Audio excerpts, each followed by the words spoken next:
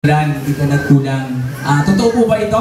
Naniniwala po ba tayo na talagang ang Panginoon ay talagang hindi nagkukulang sa atin? Ano po, ang biyaya niya at yung abag niya talaga ay palaging nandyan. Ano po, yung grasya ng Panginoon ay talagang mararanasan talaga natin sa bawat araw. Sabi sa kanta, kahit kailan di ka nagkulang, biyaya mo, laging laan para sa atin. Ano po? So, tayo po ay nasa huling serye na, chapter ng Santiago.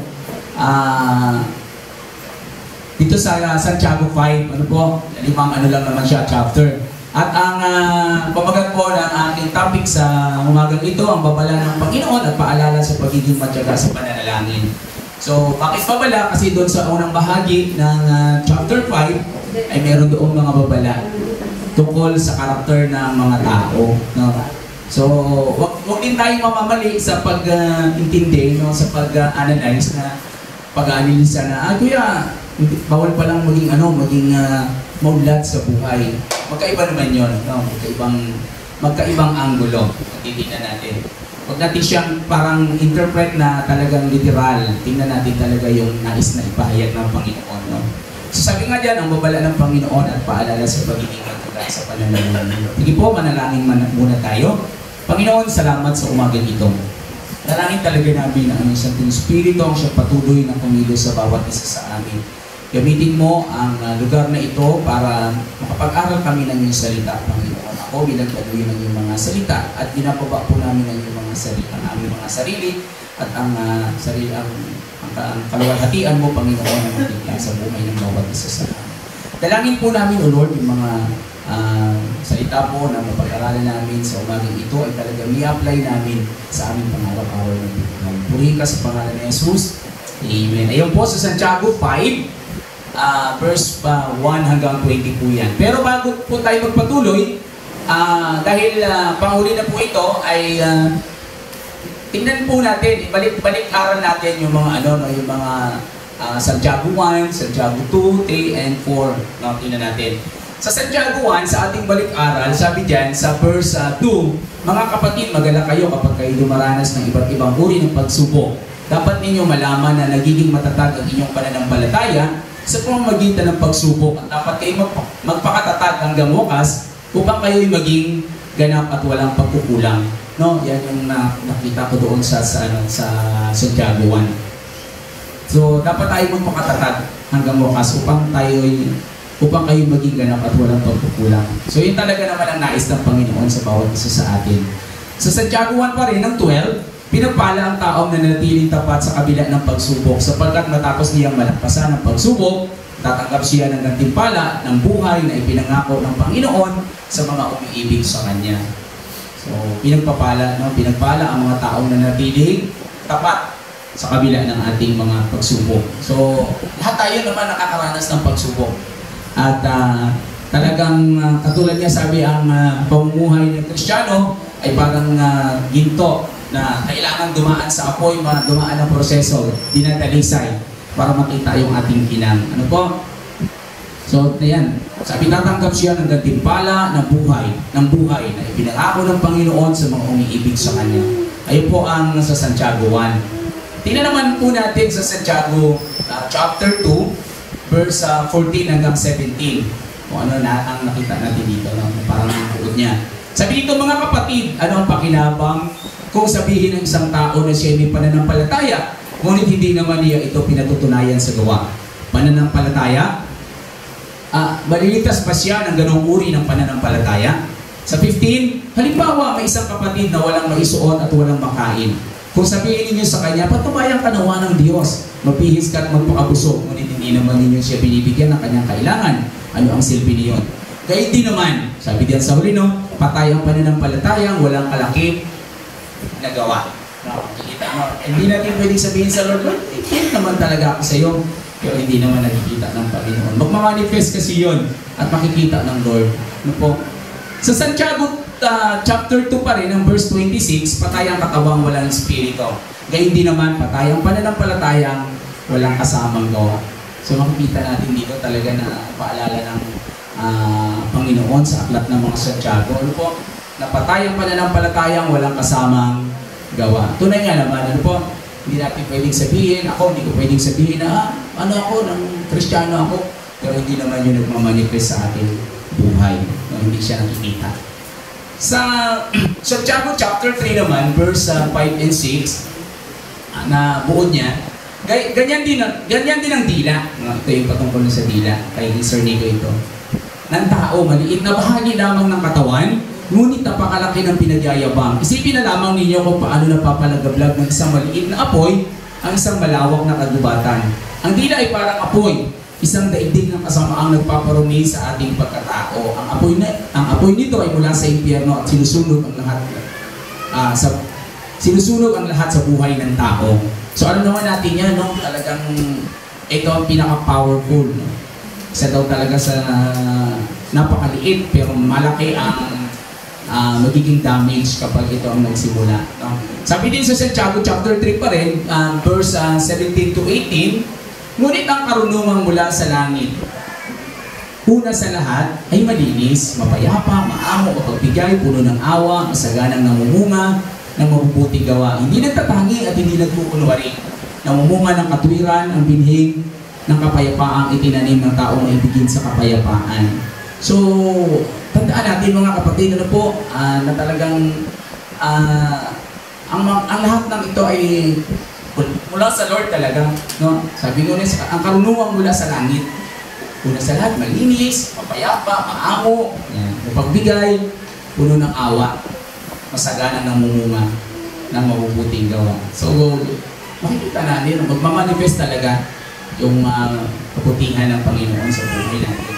Pagtunay na talagang naglilingkod tayo sa Panginoon at sinuko talaga natin yung buhay natin sa Lord. Sa Santiago chapter 4 naman, verse 7 and 10, na kanyang bumalikan natin, kaya nga pasakop kayo sa Diyos, labanan ninyo ang Diablo at lalayuan niya kayo. Lumapit kayo sa Diyos at lalapit siya sa inyo. Hugasan ninyo ang inyong mga kamay, kayong mga kasalanan. Linisin ninyo ang inyong puso, kayong pabago-bago ng isip. Maghinagpis kayo, umiyak at tumangis. Palitan ninyo ng pagluha ang inyong katawan at ng kalungkutan ang inyong kagalakan. Magpakumbaba kayo sa harapan ng Panginoon at itataas niya kayo. So yun ang talagang nais ng Panginoon, magpakumbaba tayo sa kanyang harapan at hayaan natin na ang Panginoon ang magtataas sa atin. Ang Panginoon din ang magtatanggol sa atin na hindi natin pwedeng pagtanggol ang ating sarili. Kasi pag sa tao talaga, magpipil naman talaga tayo. Sabi pa sa chapter 4 ng Santiago, verse 17, ang nakakaalam ng mabuti na dapat niyang gawin, ngunit hindi niya ito ginagawa ay nagkakasala. So matindi din ito, no? Talagang alam natin yung mabuti kung hindi natin ginagawa, sa harapan pala ng Panginoon, talagang nagkakasala tayo. Sabi ng Santiago chapter 4, verse 17. So, yan yung mga binilikan natin, no, sa aklat ng Santiago sa mga chapters 1 hanggang 4. Po, dahil ang chapter 5 ay panghuli na ng Santiago. Tuloy na po tayo, basahin natin ang Santiago chapter 5 verse 1 hanggang 20. Babala sa mga mapangaping mayaman. So ito sinasabi ko na huwag tayong mawamaling ang medyo pag-interpret pa. Sabi diyan, pakinggan ninyo ito, kayong mayayaman. Tumangis kayo at humagulhol dahil sa mga kapigatian darating sa inyo. Bulok na ang inyong mga kayamanan at kinainaang ng mapanirang insekto ang inyong mga damit. Kinakalawang na ang inyong ginto at pila. At ang kalawang din iyon ang nagiging katibayan mula sa inyo. At parang apoy natutupok sa inyong laman. Iyan ang kayamanang iniipok ninyo para sa mga huling araw. Sa 4, sumisigaw ang mga manggagawa sa inyong mga bukirin dahil hindi ninyo binibigay ang kanilang mga sahod. Umaabot na sa pandinig ng Panginoong makapangyarihang sa lahat ang hinaing ng mga mag-aani sa inyo na inyong inapi. 5, nagpasasa kayo sa kalayawan at karangyaan dito sa lupa. Nagpataba kayong parang mga hayop na kakatayin. Sa 6, hinatulan ninyo at pinapatay ang mga taong matuwid na hindi lumalaban sa inyo. Tuloy po tayo. Sa 7, kaya nga mga kapatid, magtiyaga kayo hanggang sa pagdating ng Panginoon. Tingnan ninyo ang magsasaka. Buong tiyaga niyang hinihintay ang mahalagay ani ng kanyang tulid at inaabangan ang pagdating ng ulan. 8, dapat din kayong magtiyaga, tibayan ninyo ang inyong loob sapagkat nalalapit na ang pagdating ng Panginoon. No? Mga kapatid, huwag kayong magreklamo sa isa't isa upang hindi kayo hatulan ng Diyos, sapagkat malapit na ang dumating ang hukom. Sa 10, mga kapatid, tularan ninyo ang propetang nagsalita sa pangalan ng Panginoon. Buong tiyaga silang nagtiis ng kahirapan. Sinasabi natin pinagpala ang mga nagtiyatyaga at nagtitiis. Narinig na ninyo ang tungkol sa pagtitiis ni Job at ang ginawa sa kanya ng Panginoon sa bandang huli. Talagang napakabuti at tunay na mahabagin ang Panginoon. Ngunit higit sa lahat, mga kapatid, huwag manumpa. Huwag ninyong sabihin, saksi ko ang langit at ang lupa o ano paman sapat. Nang sabihin ninyo, oo kung oo, at hindi kung hindi upang hindi kayo hatulan ng Diyos. Sa 13, may paghihirap ba ang sinuman sa inyo? Manalangin siya. Nagagalak ba ang sinuman? Umawit siya ng papuri sa Diyos. 14, may sakit ba ang sinuman sa inyo? Ipatawag niya ang matatandang pinuno ng iglesia upang ipanalangin siya at pahiran ng langis sa pangalan ng Panginoon. Sa 15, pagagalingin ng Diyos ang may sakit dahil sa panalangin may pananampalataya. Palalakasin siya muli ng Panginoon. At kung siya'y nagkasala, patatawarin siya sa kanyang mga kasalanan. 16. Kaya nga ipagtapat ninyo sa inyong mga kapatid ang inyong mga kasalanan at ipanalangin ninyo ang isa't isa upang kayo gumaling. Malaki ang magagawa ng panalangin ng taong matuwid. Sa 17, silya sa isang tao na tulad natin. Nang mataimtim siyang manalangin na huwag umulan, hindi na umulan sa loob ng 3 taon at 6 na buwan. At nang siya'y manalangin para umulan, bumagsak nga ulan at damunga ang mga halaman. That's 2 verse. Mga kapatid, kung may mga kapatid kayong nalilihis ng landas at may isa namang umaakay sa kanya upang magsisi, itong tandaan ninyo, sino mang makapagpapabalik sa isang makasalanan mula sa kanyang maling pamumuhay ay nagliligtas ng isang kaluluwa sa kamatayan at nagpapawi ng maraming kasalanan. Salamat sa pagkabasa ng salita ng Panginoon. Ano po? So nakita natin na yung kabuuan ng chapter 5 hanggang 1 hanggang 20. Ano po? Dito po tingnan natin yung mga punto na maaari nating tingnan. Una, kailangan nating ituon talaga ang ating sarili mula sa Panginoon. No? Sa Panginoon talaga, huwag sa tao. Ikalawa, magtiyaga hanggang sa pagdating ng Panginoon. No? Ito ang kailangan nating gawin. Ikatlo na kailangan makita natin, kailangan natin tibayan yung ating loob habang tayo naglilingkod sa Panginoon. Ikaapat, huwag kayang matayan ng kaaway. Sabi sa fight na makikihayag talaga si Kristo. Yan ang napakahalaga. Sa 6, napakabuti at tunay na mahabagin ng Diyos. So makikita din natin yan sa loob ng chapter 5. No? Sa 7, huwag kayong manumpa. So ito tingnan natin kung bakit huwag. At 8, kapag nahirapan, talagang manalangin. So kailangan nating manalangin. And 9, gagaling to dahil sa panalangin may pananampalataya. No? Sa 10, malaki ang nagagawa ng panalangin ng taong matuwid. So, totoo po ba ito? Amen, no? 11, pag may nalilihis na, pag may nalilihis, dapat may aakal. No? Pero huwag bulag, no? Dahil kapwa silang makuulog sa hukay, sabi doon sa Bible. At sa 12, sino man makapagpabalik daw sa isang makasalanan ay nagliligtas ng isang kaluluwa sa kamatayan at nakakapawi ng maraming kasalanan. So, nilagay ko na rin yan, no? Tingnan natin yung una. Sabi dyan sa una, kailangan natin ituon talaga ang ating sarili sa Panginoon.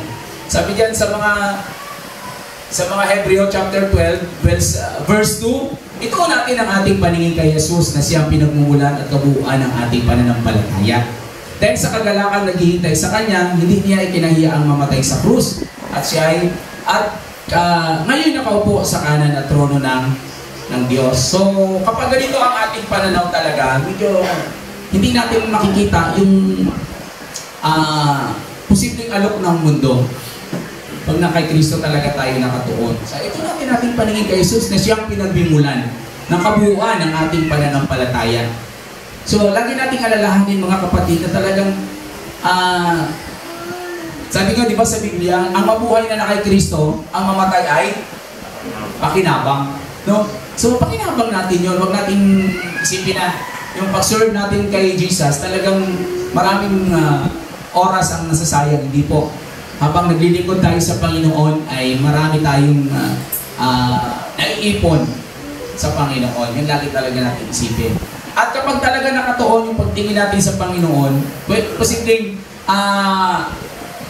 hindi hindi tayo mag-fail dito. Sabi dito, kapag hindi tayo nakatuon, kasi hindi tayo nakatuon sa Panginoon, maaaring sa mundo tayo nakatingin. Ano, katulad ng sinabi patungkol sa mayaman. Kaya pinaalalahanan yun sa unang mga bahagi ng chapter 5, di ba? Ang mapaangaping mayaman. Hindi sinabing ang mayaman lang kasi di ba, ang mayaman. So hindi yun kasi marami naman talagang mga kapatid na unlad sa buhay. Okay lang.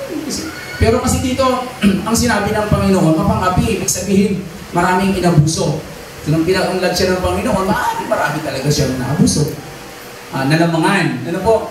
Kaya dinisiplina siya ng Panginoon. Nakikita natin dito. Sabi dito sa Santiago 5:1 yan, pakinggan ninyo ito, kayong mayayaman, tumangis kayo at humagulhol dahil sa mga kapighatiang darating sa inyo. Bulok na ang inyong kayamanan at kinain na ng panirang insekto ang inyong mga damit. At ang paalala nga di ba ng Panginoon, huwag tayo mag-ipon ng kayamanan dito sa lupa. Sapagkat anong naninira dito? Ay naninirang tanga at kalawang. Ano? At napatunayan naman natin yan na talagang yung mga taong mga mayayaman kahit dito sa Pilipinas at sa ibang bansa, nung sila nawala dito sa mundong ibabaw, wala naman talaga silang nadala. Kahit balot pa ng gold yung kanilang tawag yan, yung kanilang nitso at saka yung kanilang kataol, wala pa rin yung talagang sa Panginoon. Kasi yun yung paalala ng Panginoon. At sa Biblia din, no, nung sinabi ng Panginoon ng isang mayaman na talagang ang dami niya na, marangya na siya, sabi niya, magpapakasaya siya, no? Magpapagawa pa siya ng mas malaki. Pero sabi ng Panginoon, hangal. Kasi alam mo ba na ngayong gabi mamamatay ka tapos yung kayamanan mo pamimigay sa mga mahihirap. So makikita natin dito talaga na dinidisiplina ng Panginoon yung mga anak niya na talagang alam niya na talagang pwedeng maligaw. So lagi nating alalahanin noon at ang pagtingin natin sa Panginoon, pag doon talaga tayo ng katoon ay hindi tayo kayang dalhin ng mundo na maaaring nandito nga tayo kasi nandito lang naman pa tayo sa lupa at nabubuhay kasama ng mga talagang sa mundo rin. Pero kapag nasa Panginoon tayo, andun talaga ang gabay ng Santong Espiritu para tumuon talaga tayo sa kay Jesus. Ano po? Tuloy po tayo. Sabi sa Matthew chapter 6 verse 19 to 21, huwag kayong mag-iimpok ng mga kayamanan dito sa lupa. Dito'y may naninirang insekto at kalawang at may nakakapasok na magnanakaw. Sa halip, mag-impok kayo ng kayamanan sa langit. Do'y walang naninirang insekto at kalawang, walang nakakapasok na magnanakaw, sapagkat kung saan naroon ang iyong kayamanan, naroon din ang iyong puso. Diba? So, alalahanin natin lagi, no? Hindi lang sa pera ito. No? Kung ang kayamanan, halimbawa, kung ang kayamanan ko ay sa trabaho, baka nandun na talaga yung puso ko. No? Naaagaw nito ang paglilingkod ko sa Panginoon. Diba? Kung ang kayamanan ko ay ang pamilya na, sinabi ng Lord, di ba? Pag ang inuuna mo ay hindi ang Panginoon, hindi na siya talaga yung una sa buhay mo. Di ba? Kaya talagang, sapagkat kung saan daw naroon ang iyong kayamanan, naroon din ang iyong puso. So, ayan yung so, unang puntos. Ikalawa, magtiyaga hanggang sa pagdating ng Panginoon. Bakit kailangan natin gawin ito? Sabi sa Santiago chapter 5, verse 7 and 8, kaya nga mga kapatid, magtiyaga kayo hanggang sa pagdating ng Panginoon. Tingnan ninyo ang mga magsasaka. Buong tiyaga niyang hinihintay ang mahalagang ani ng kanyang bukilin. At inaabangan ang pagdating ng tagulan. Dapat din kayong magtiyaga, tibayan ninyo ang inyong loob sapagkat nalalapit na ang pagdating ng Panginoon. Tunay naman ito, din yung mga rumors of war, hindi nga rumors, talagang totoo. Di ba? Sa Israel, Palestine, di ba? So totoo to, hindi lamang yan, may mga iba pa. Yung mga malalakas na lindol, mga malalakas na mga tsunami. Isa itong talagang nasa Bible to na talagang sinasabi ng Panginoon na kapag malapit na ito, isang sinyales na talagang malapit na ang Panginoon. Pero sabi diyan, magtiyaga tayo mga kapatid. Bakit? Kasi habang naglilingkod tayo sa Panginoon, hindi naman madali. Di ba? Maraming mga frustration, marami talagang pagsubok. Pero ang paalala ng Panginoon sa Santiago ay magtiyaga tayo hanggang sa pagdating ng Panginoon. Huwag kang hanggang gitna, di ba? Baka madatang tayo ng Panginoon, nagtiyaga nga. Pero nung hanggang gitna na, medyo napagod, ayaw na. Sabi, ayaw ko na. Sabi niya, tingnan ninyo ang mga magsasaka. Totoo nga naman, di ba? Ang mga magsasaka, umaga, pupuntahan yung ano, di ba, yung kanyang palayan. Titingnan kung mayroong mga maya. Lalagyan pa yun na kung ano-ano ng mga kalembang para pangtaboy sa maya. Pagtaga nila, babalikan niya pa rin yun talaga araw-araw. So makikita natin dito na gano'n ang gano'n dapat daw sabi ng Lord ang maging character natin.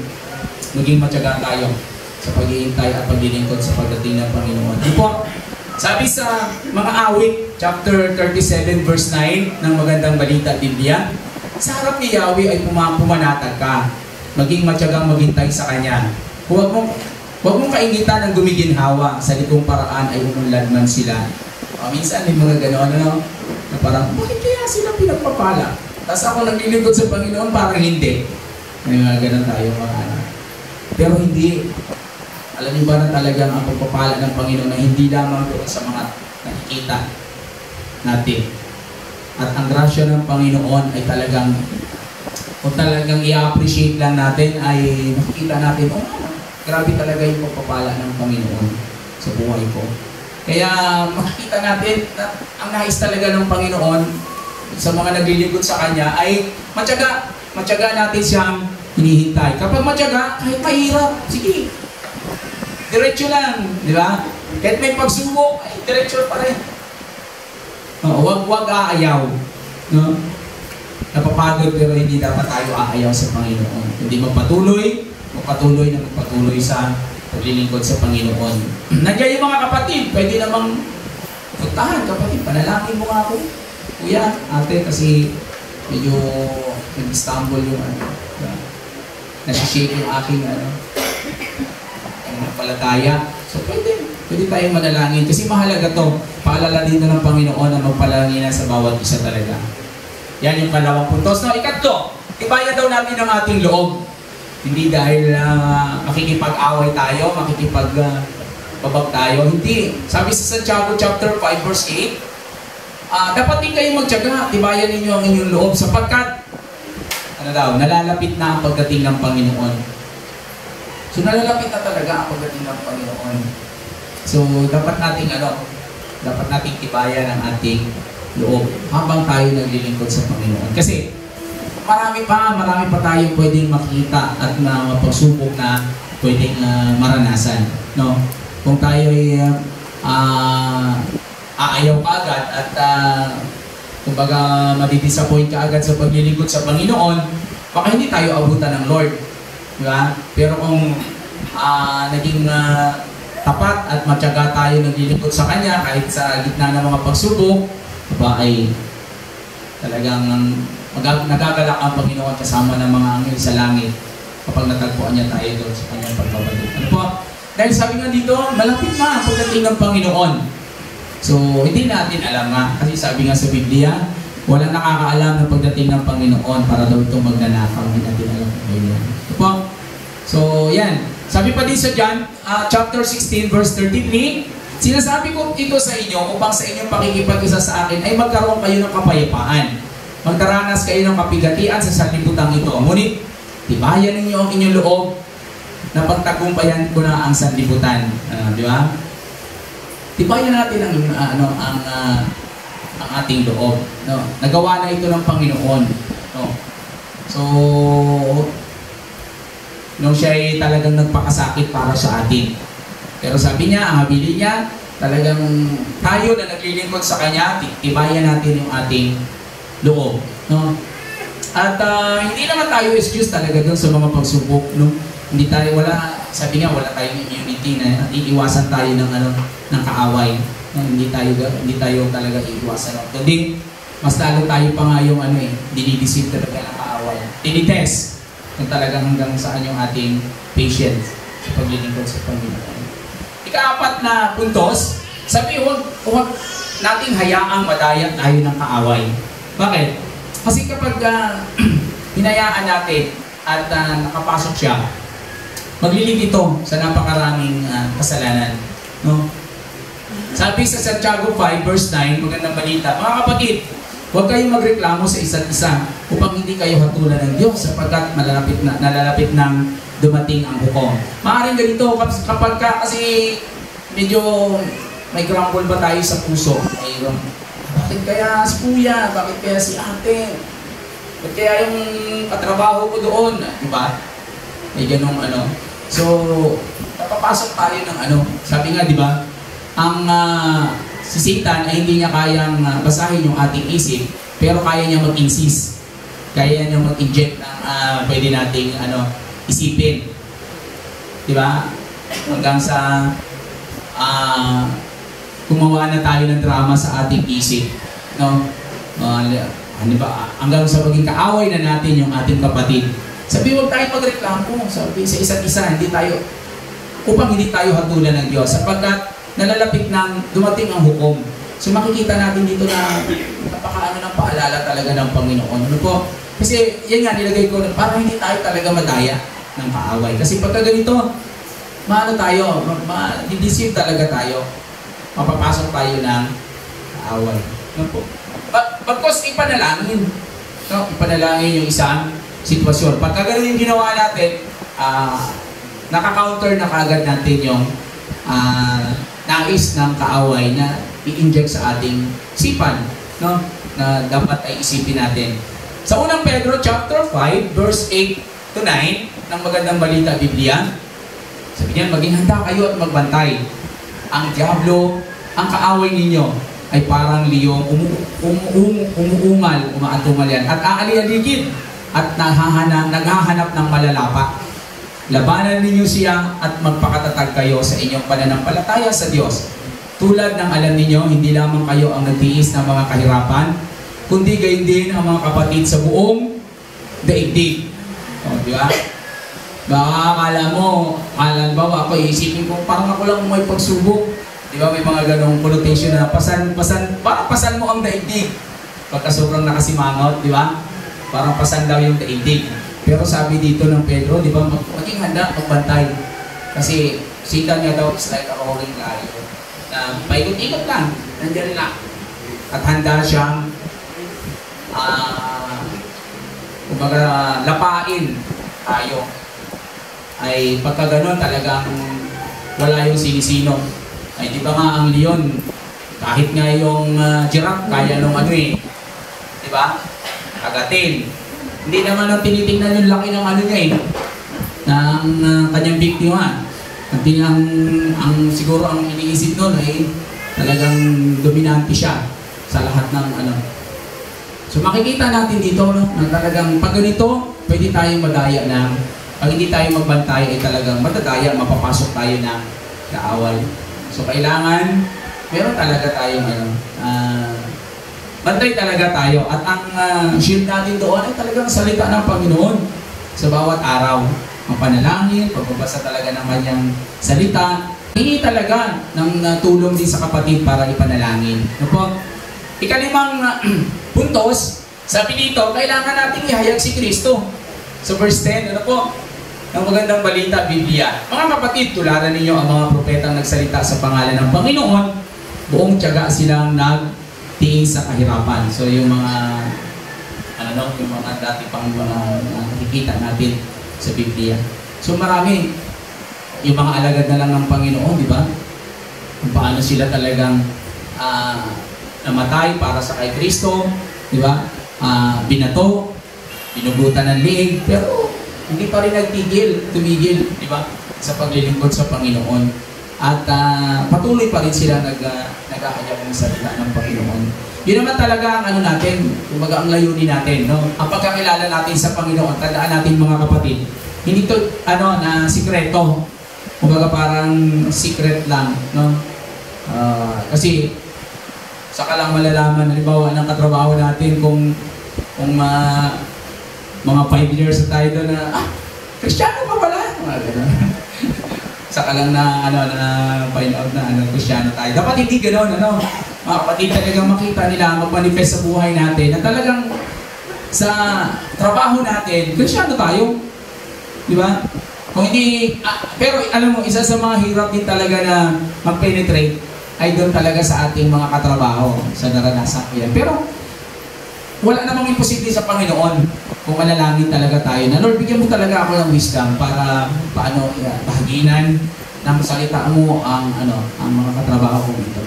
So, pwede namang gospel tayo, Lord lang. Hindi naman kailangan at dumako ka agad kayo doon sa prayer of acceptance. Hindi naman yung masyadong formal talaga, di ba? So, kwento-kwentuhan, tapos pwede mong talagang i-inject yung salita ng Panginoon. Okay.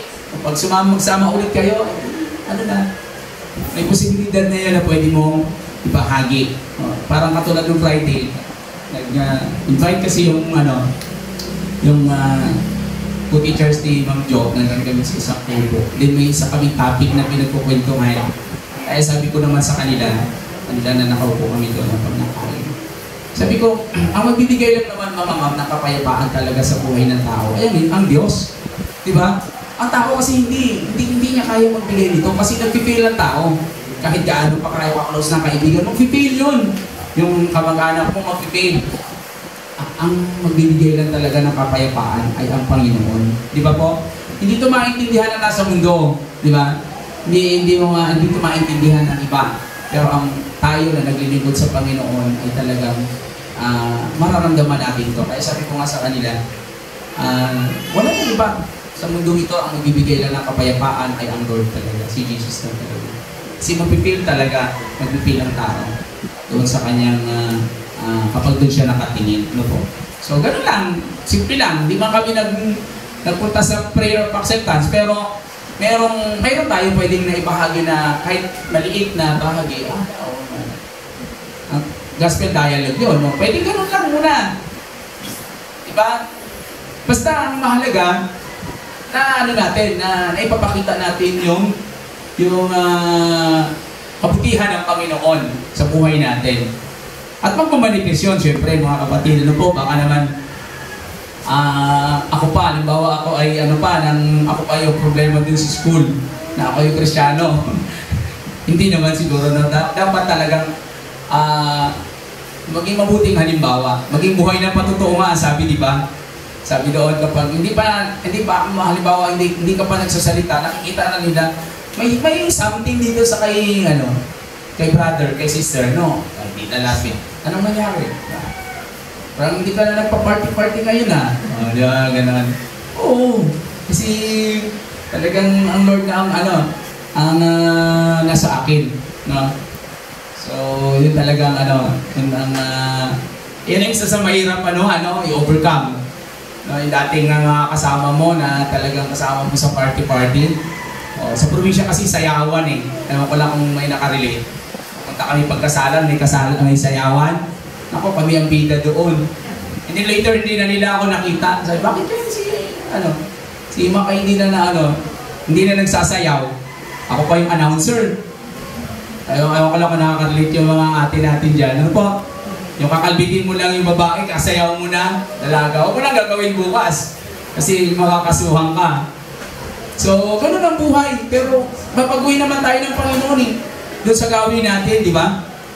Yung dating nakasanayan natin ay babaguhin tayo ng Panginoon. Hindi yan sasabihin ni Kuya, ni Ate. Ikaw mismo at ang Panginoon ang ang mag-uusap. At ang Holy Spirit naman ang gagabay. Now, sabi ni sa Matthew chapter 26 verse 13, ang magandang balita. Tandaan ninyo, saan man ipangaral ang magandang balita sa buong mundo, babanggitin ang ginawa niya ito bilang paalala sa Kanya. Ito ay patungkol din talaga sa Panginoon. Ika-6 na puntos, napakabuti at tunay na mahabagin ang Diyos. Tunay po ba ito? Amen po ba? Amen. Now, sa Santiago chapter 5 verse 11, sinasabi natin pinagpala ang mga nagtsatsaga at nagtitiis. Narinig ninyo ang tungkol sa pagtitiis ni Job at ang ginawa sa kanya ng Panginoon sa bandang huli. Talagang napakabuti at tunay na mahabagin ang Diyos. Tunay yan, di ba? Sa Old Testament, yung buhay ni Job, nawala lahat sa kanya. Ang mga hayop, ang anak niya, di ba? Nagkagalis siya, nagkaketong siya. So, pati asawa niya, sinabihan siya, sumpain mo na yung Diyos kung na pinaglilingkuran para mamatay ka na. Pero ang sabi ni Job, hindi mo alam yung sinasabi, hubad akong pumunta dito sa mundo, o ba din akong babalik sa Panginoon? Ibig sabihin, talagang wala talaga tayo na nandito sa mundo. Balik natin sa Lord, wala din naman talaga. Pero sabi diyan, napalitan yon nung nakita ng Panginoon kung gaano katindi yung pananampalataya na ipinakita talaga ng ni Job, no, sa harapan ng Panginoon. Hinayaan yun ng Lord na mangyari, no? Yung test na yon. So, mayroon yung divine na napagpayag ang Panginoon, no? So, makita natin at kasi nag-uusap sila, literal lang ni Satan. Sabi niya, Satanas, nakita mo pa yung lingkod kong si Job? Napakabuti niya. Di ba, pinagmamalaki pa ng Panginoon. Sabi na ni Satanas, tuso talaga siya, no? Naglilingkod lang naman yan kasi pinagpapala mo, eh. Sabi ng Panginoon, di ba? Ay, itest mo siya, pero huwag mo lang pakialaman ang kanyang buhay. So, alam niyo ba, pagkatapos siya mapagtagumpay ang lahat yon, ay pinagpala ulit siya ng Panginoon at masigit pang pagpapala, no? So, ganun ang nakikita ng Panginoon ang buhay natin.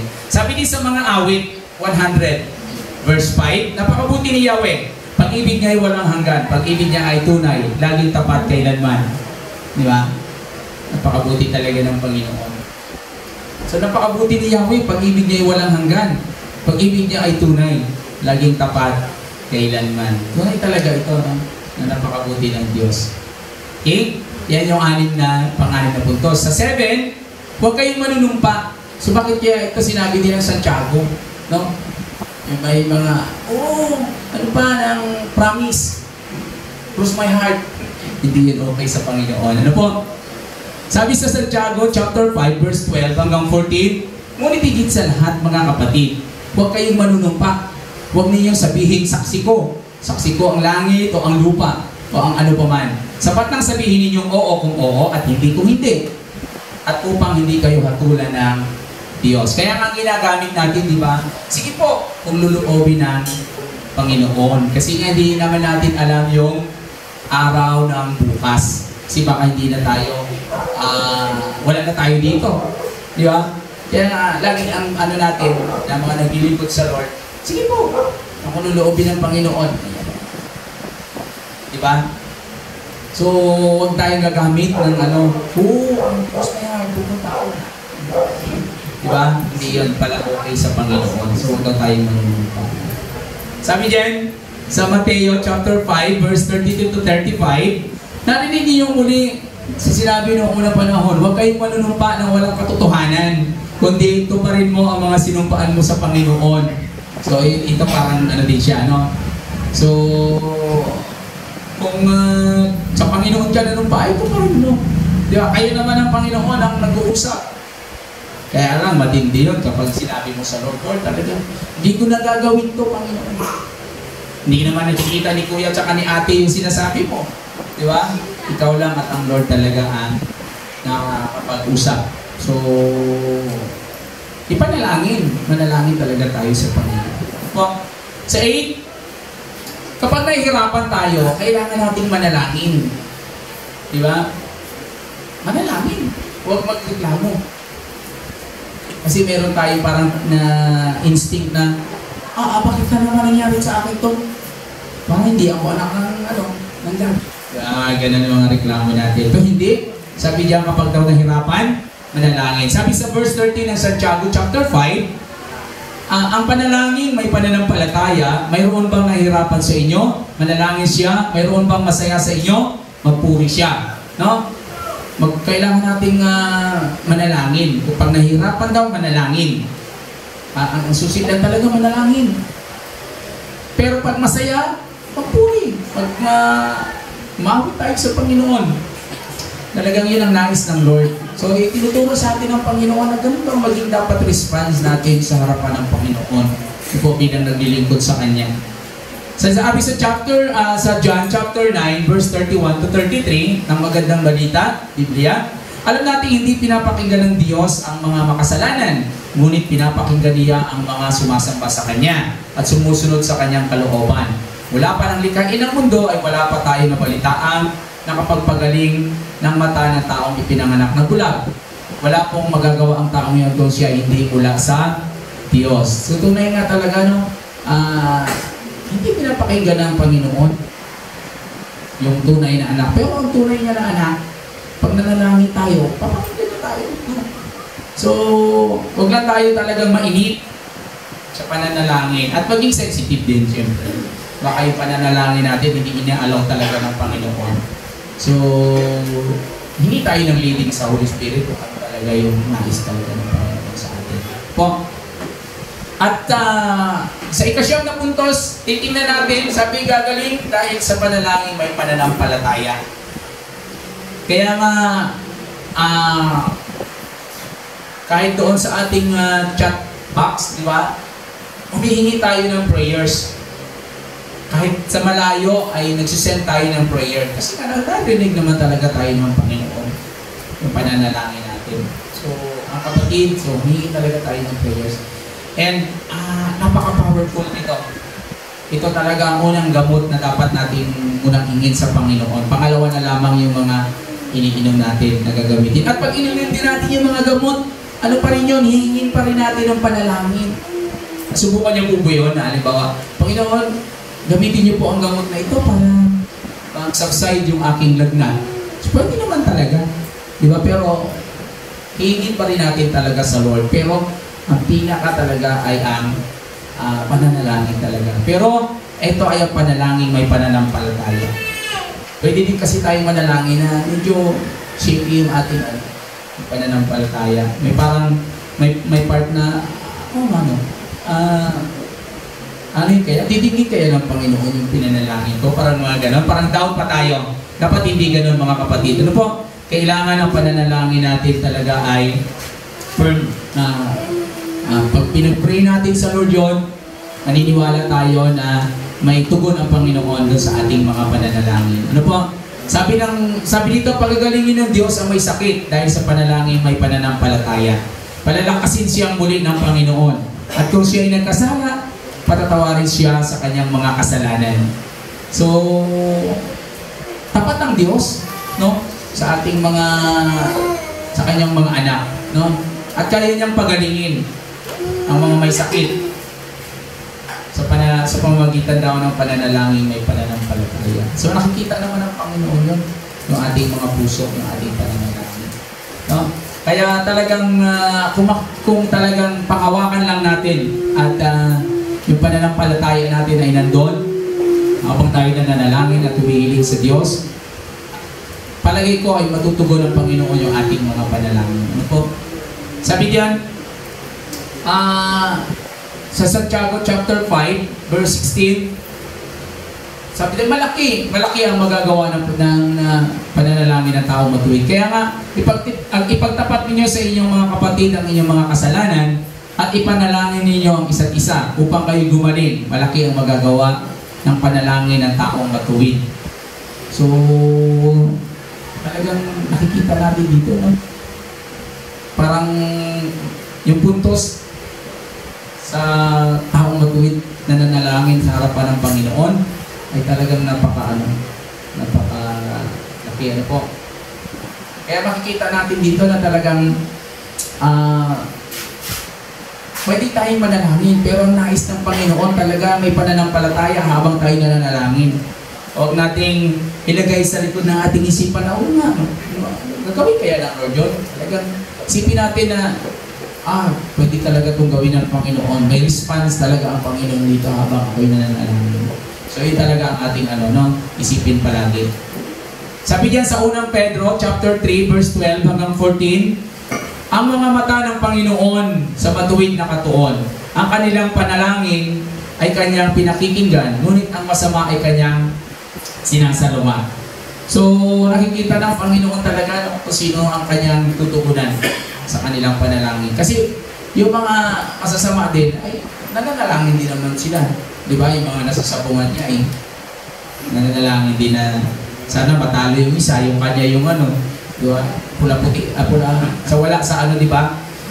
Ako po, sana po, Di ba? Nananalangin din niya, pero sala, di ba?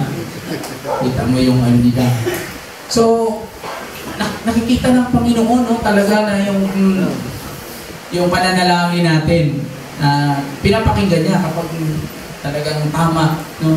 Ngunit sabi niya, hindi siya nagre-respond doon. At sinasalungat pa nga sa mga taong hindi tama yung puso sa Panginoon. Ano po? 11, pag may nalihis, dapat may aakaw.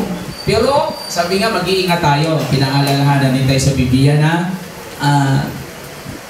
pag ang bulag daw ay umakay sa kapwa bulag, siyempre, kapwa sila mahuhulog sa bukay. So, ibig sabihin, kailangan nating tingnan yung mga kapatid natin na kailangan natin panalangin at invite ulit sa paglilingkod sa Panginoon. No?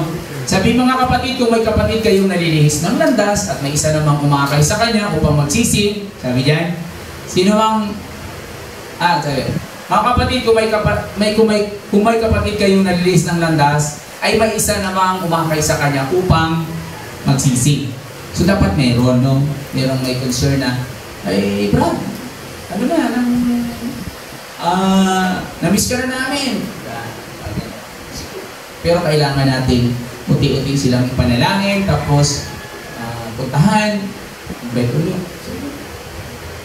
Pero importante ito na tayo tulungan sa harapan ng Panginoon. Kasi mahalaga ang bawat isa sa harapan ng Panginoon. At nakikita natin dito na talagang hindi ito nasasayang sa pagtingin ng Panginoon sa atin. No? Yung parang tipong kahit nakakapagod gawin, pero para sa Lord yun eh, di ba? Yung ginagawa natin. Huwag natin laging isipin na parang nakaka-exhausted yung paglilingkod sa Panginoon. Hindi. Huwag natin isipin lagi yun sa harapan ng Panginoon. Isipin natin na nakikita ng Lord lahat ng ginagawa natin. Hindi man yun na-appreciate ng tao sa paligid natin, yung God ay nakaka-appreciate. Di ba? At accounted yun sa harapan ng Panginoon. So sabi dito, pag may nalilihis, dapat tayo, mayroon tayong kaisipan na kain uli at dalhin uli ang kapatid na to sa harapan ng Panginoon. No? Ipanalangin. So, kailangan siya ipanalangin din sa harapan ng Panginoon. So, ayan. At panghuli, sabi dito, sino man makapagpabalik sa isang makasalanan ay nagliligtas ng isang kaluluwa sa kamatayan at nakakapawi ng maraming kasalanan. So, ito ang pinakamatindi. Ano po, tingnan natin, no? Yung ginawa natin ay talagang hindi yung sayang. Kasi sabi ng 12, sinagot ng 12, sino man makapagpabalik sa isang makasalanan ay nagliligtas ng isang kaluluwa sa kamatayan at nakakapawi ng kasalanan ng ba? Ng maraming kasalanan. Imagine po natin, ano po, isang tao lang yung ating niligtas, pero pwedeng marami tayong madamay doon sa ginawa natin. Kasi nga, halimbawa, kung si kapatid ay talagang medyo naging pasaway. Halimbawa, ako yung naging pasaway na doon sa family. Tapos, may isang kapatid na in-invite ulit ako para bumalik sa Panginoon. So, naging okay yung pamilya ko. Diba dahil ako'y nasa Panginoon. At yung mga kasalanan na marami na nagagawa ko, hindi ko na nagagawa sa harapan ng Panginoon. Kasi kung tunay na ako naglilingkod sa harapan ng Panginoon. Sabi sa Santiago chapter 5 verse 20, ito ang tandaan ninyo, sino mang makapagpabalik sa isang makasalanan mula sa kanyang maling pamumuhay ay nagliligtas ng isang kaluluwa sa kamatayan at nagpapawi ng maraming kasalanan. So sabi nyo, tandaan natin. Kaya parang hindi magiging sayang, no, na balikan natin yung isang kapatid, ipanalangin natin yung kapatid, i-encourage natin yung mga kapatid at talagang bumalik sa Panginoon. Pero hindi tayo titigil doon. Ano po? Sa isang kapatid na yun. Marami pang mga tao na nangangailangan din ng salita ng Panginoon. Na kailangan din natin bahagina ng salita niya. Share talaga yung gospel. Ano po? So yun talaga, no, yung nais ng Panginoon at yung mga puntos na nakita natin dito sa chapter 5 na kumbaga makita natin na ang panalangin ay isa talagang sa pinaka-panalangin pananampalataya sa harapan ng Panginoon. At kung paano talaga natin ipahayag ang Panginoon sa ng mga tao. Sa ano man ang mangyayari, ano man ang sitwasyon sa buhay natin. Okay? Tingnan na po natin yung hamon. Ano po? So, lapit na tayo. Sabi sa hamon sa Santiago chapter 9, verse 11, mga kapatid, huwag kayong magreklamo sa isa't isa upang hindi kayo hatulan ng Diyos, sapagkat malapit nang dumating ang hukom. Mga kapatid, tularan ninyo ang mga propetang nagsalita sa pangalan ng Panginoon. Buong tiyaga silang na nagtiis ng kahirapan. Sinasabi natin pinagpala ang mga nagtitiyaga at nagtitiis. Narinig na ninyo ang tungkol sa pagtitiis ni Job at ang ginawa sa kanya ng Panginoon sa bandang huli. Talagang napakabuti at tunay na mahabagin ang Panginoon. So isa ito sa mga challenge din sa atin. Na talagang paano natin i-handle yung ating sarili sa harapan ng Panginoon, sa harapan ng mga kapatid. Ano po? At pinaalalahanan din tayo ng Santiago 5:9 hanggang 11 na paano ang pagtitiyaga at pagtitiis. Katulad ng mga tao noong mga unang panahon. In-example talaga sila. So, isa to sa hamon sa atin habang nandito tayo at naglilingkod sa Panginoon. Sumunod, may paghihirap ba ang sinuman sa inyo? Manalangin siya. May nagagalak ba ang sinuman? Umawit siya ng papuri sa Diyos. May sakit ba ang sinuman sa inyo? Ipatawag niya ang matatandang pinuno sa iglesia upang ipanalangin siya at pahiran ng langis ng Panginoon. Paggalingin ng Diyos ang may sakit dahil sa panalangin may pananampalataya. Palalakasin siyang muli ng Panginoon at kung siya ay nagkasala, patatawarin siya ng kanyang mga kasalanan. Kaya nga, ipagtapat ninyo sa inyong mga kapatid ang inyong mga kasalanan at ipanalangin ninyo ang isa't isa upang kayo'y gumaling. Malaki ang magagawa ng panalangin ng taong matuwid. So, sa unang may paghihirap pang sinuman, anong gagawin natin? Mananalangin. Yun ang challenge din tayo. Ngunit, kung nagagalak tayo, ano pa rin, nang umawi tayo, no? Kung may sakit, di ba? So, pag-ask ng mga kapatid para ipanalangin, no? Kahit din talaga. Yun ang isang hamon din talaga sa atin. Huwag tayo mahiya, no? Huwag na parang sa atin lang sa sarili. Ako na lang mananalangin. Alam niyo ba, mas maraming nananalangin sa isang sitwasyon, sa isang kapatid, ay talagang mas powerful. Ako, isa pa, karagdagan sa unang Thessalonica, chapter 5, verse 16 to 18, ang magandang balita. Magdala kayong lagi, palagi kayong manalangin at magpasalamat kayo sa Diyos sa lahat ng pagkakataon, sapagkat ito ang kalooban ng Diyos para sa inyong pakikipag-isa kay Kristo Jesus. So isa din itong hamon sa atin, no? Na lagi tayong magalak sa Panginoon. Kuya ba, kahit ba may pagsubok? Oo naman. So, at palagi tayong manalangin at magpasalamat sa Diyos, no? So, yun lagi natin gawin, no, ang magpasalamat talaga. Ang hamon lagi sa atin dito, ang magpasalamat at talagang appreciate natin yung ginagawa sa atin ng Panginoon sa bawat araw, no? Talagang hindi tayo excuse dito sa mga nakikita, pero talagang binibigyan tayo ng Panginoon ng Holy Spirit para gawin isang bagay na karapat-dapat sa harapan ng yun po yung ating mga hamon.